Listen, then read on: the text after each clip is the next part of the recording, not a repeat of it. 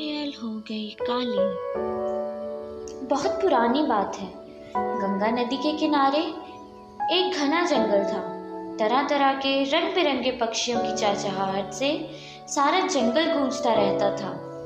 सब पक्षियों की सरदार थी एक सुनहरी चिड़िया। इस चिड़िया का रंग सोने जैसा था, मानो सुनहरे पंखों वाली कोई परी हो।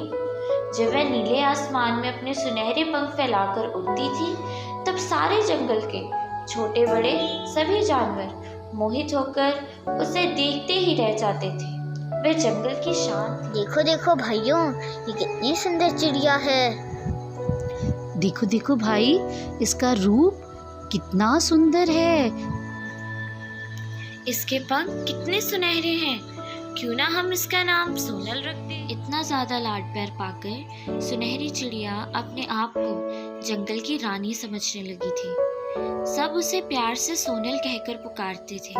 सोनल किसी से सीधे मुंह बात भी नहीं करती थी। जब चाहे तब नीले आसमान में मनमानी करती हुई लंबी उड़ान भरा करती थी। एक बार अपनी सुंदरता के घमंड में उड़ती हुई वह आकाश में बहुत ऊंचाई पर चली गई। उड़ते उड़ते उसे इस बात का ध्यान ही नहीं रहा कि वह बहुत ऊंचाई पर आ गई है। उसके मन में और ऊंचा, बहुत ऊंचा और सबसे ऊंचा उड़ने की लालसा थी। अचानक वह जोर से चीख उठी, मुझे बचाओ। सूरज की गर्मी ने सोनल को जला डाला। उसका सुनहरा शरीर झुलस गया। उसके सुनहरे पंख काले पड़ गए। रोती, चीखती, चिल्लाती, दर्द से छटपटाती हुई वह एक बूढ़े बरगद की टहनी पर जा गई। बूढ़े बरगद ने उसकी बहुत सेवा की।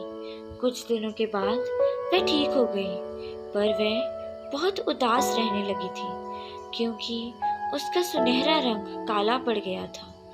उसे गुमसुम देखकर बूढ़े बरगद ने उसे समझाया, इस दुनिया में रूप रंग का कोई महत्व नहीं है। लोगों की पहचान गुणों से होती है, रूप से नहीं। अगर तुम सभी के साथ मिलजुल कर रहोगी और सभी से मीठे बोल बोलोगी, तो काली होने पर भी फिर से सबकी दुलारी बन जाओगी।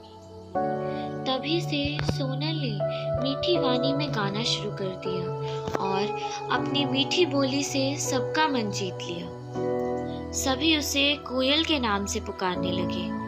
धीरे धीरे सभी सोनल चिड़िया को भूल गए और कोयल के गुण गाने लगे। Thank you everyone for watching this video.